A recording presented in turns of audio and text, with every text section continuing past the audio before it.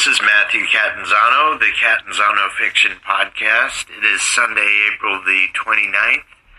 I've been away for a while. I posted a short story below, Leonard. I rather like that one. I uploaded it, I didn't broadcast it, and so it didn't get too many viewers, but I want you to check that out. I'd like to hear your thoughts or whatnot. Anyways, if you'd like to be a guest on the show, email me at mcatanzano88@gmail.com or call me at 206-427-4109. The time is 5:45 p.m. and we have our first guest tonight, Duane Jensen. I am quite impressed with his stories. They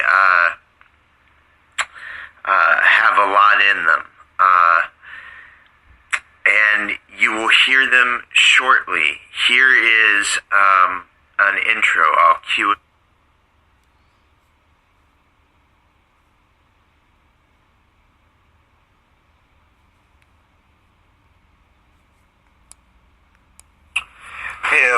Hello, this is Duane Jensen. He's our first guest on the show. Why don't you tell us a bit about yourself?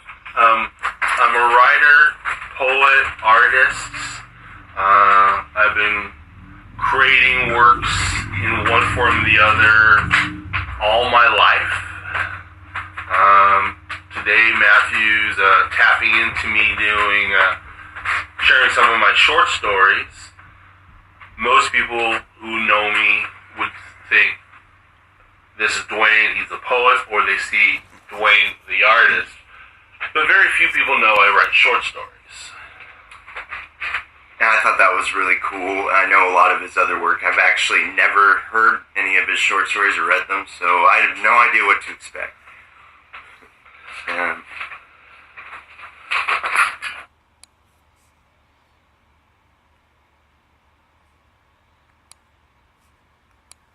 So, Duane, what are the themes of this story we're about to hear?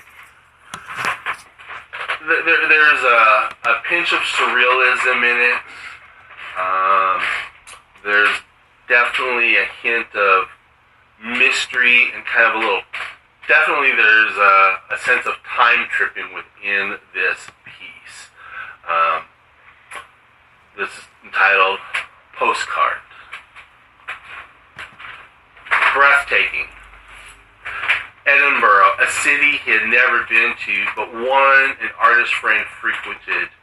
He looked at these buildings and marveled at their craftsmanship that went into each of them, then thought of all the lives that had bloomed and faded throughout the centuries. The closer he looked, the more he sensed movement within the postcard. It felt cooler. He felt a breeze coming through it. The musk of shadows and vegetation filled his lungs. Somehow, he became an eavesdropper slipping through time. Shadows. He lived his life in steeped shadows, weaving this way and that. He had spent 27 years without direct contact with the sun, never trusting such brightness. It seemed as false as a smiling face. He moved with such beautiful fluidity that friends and acquaintances failed to recognize that he lived in a shadowed world, a land that the sun-drenched were not privileged to observe. Within this ever-present coolness, he witnessed the bleakness of humanity and the depravities in which individuals found profit and amusement. Actions that proved Hobbes had been an optimist when he uttered his 5 truths about humanity. Meadowlark. Nina's voice was somber, too somber for one so young as her. She sung with a deep sadness, sadder than a Russian peasant, and no one is sadder than a Russian peasant. She was unaware of people who gathered beneath her alley window whenever she sung. Each listened with tear-filled eyes, each marveling at her pain contained within her meadowlark voice that soured under the weight of sadness. As dark as her words were, each listener embraced her ability to feel so deeply. Their eyes closed. They could imagine her words transformed into a play that they could watch unfold upon a stage. A harsh life with a tragic end, an end that made the bleakness of their own life less weighted, almost buoyant. Her voice allowed each listener to look towards the next day with wide open eyes, ready to grab onto those little things that could steal away their ever-present frowns. Through the raven's eye. He let out his breath slowly, feeling moisture forming on the postcard. His eyes traveled with the grace of a raven swooping through the city, coming to rest upon a high ledge. Through the eyes of the raven, he became captivated by her. Her hair as dark as the darkest feather, her eyes cast down deep in thought. A soft white linen robe draped over her damp skin. Behind her, a claw-footed tub still full of lukewarm water, rich in the scent of her. In his bird form, he could read her mind, her longing for a man she had only caught glimpses of through the high window. In her thoughts, he tasted her tears that have dampened many a pillow. Her father keeping her safe from the guiles of men, only allowing her to leave these walls supervised as she traveled to and from church in their carriage. She touches her stomach and breast, feeling each inhale and exhale, knowing the woman she was becoming, but confused by the urges within.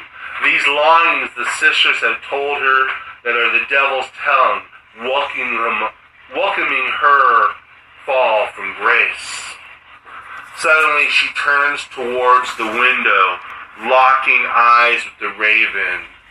Seeing the humanity in its eyes, she pleads, "Please."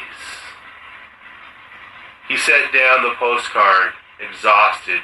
His mind would not allow him to acknowledge what had just happened, but the weariness of his body and the ache of his sense carried the stamp of truth. Then he cried his way to sleep.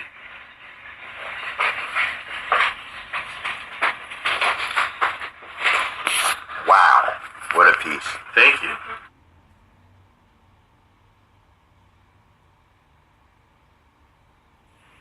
And here is one other piece that he did. Hear him introduce it here.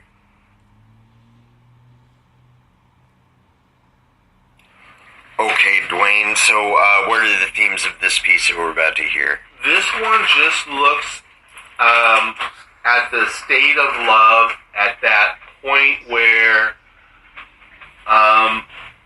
you either make the choice to continue on with a committed relationship or marriage, or you look at the person and maybe you decide to just run.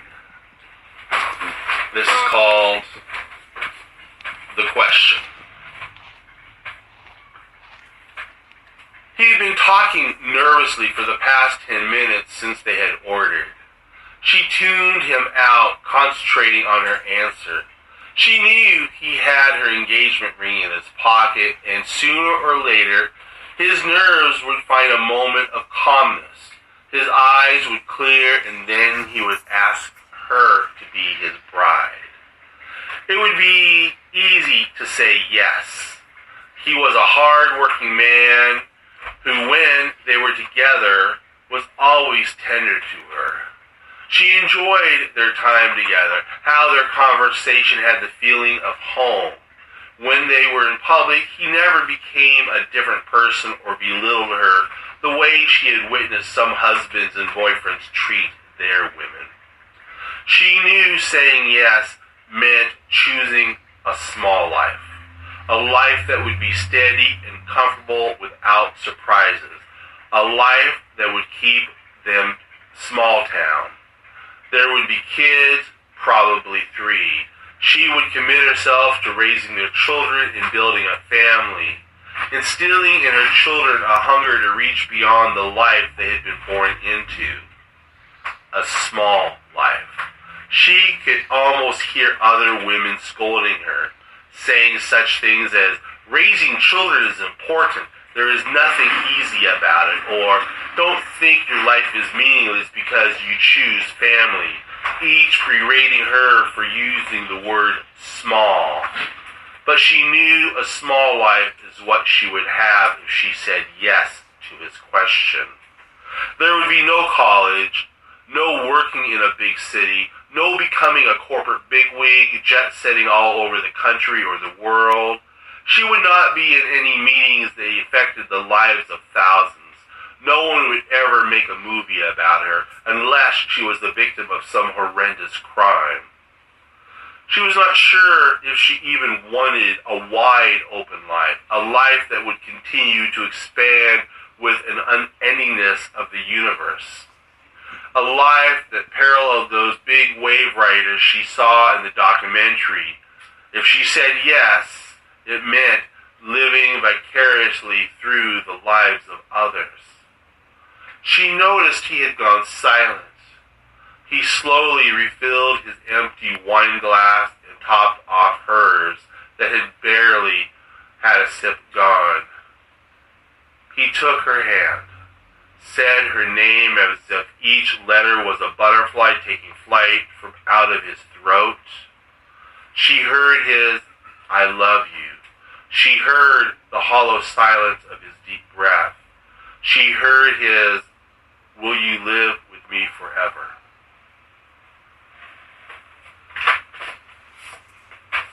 There it is. I like that. We do not know what she chose. And neither does she.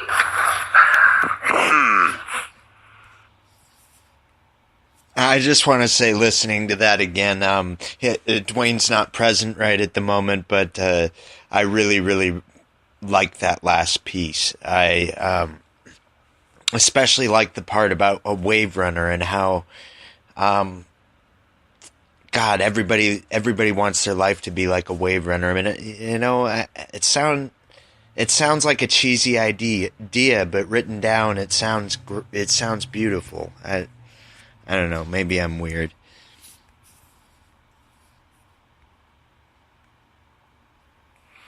And that concludes the live broadcast. I'd also like you to check out Leonard below, and I'm also gonna upload an extended version with another story I made to go with these.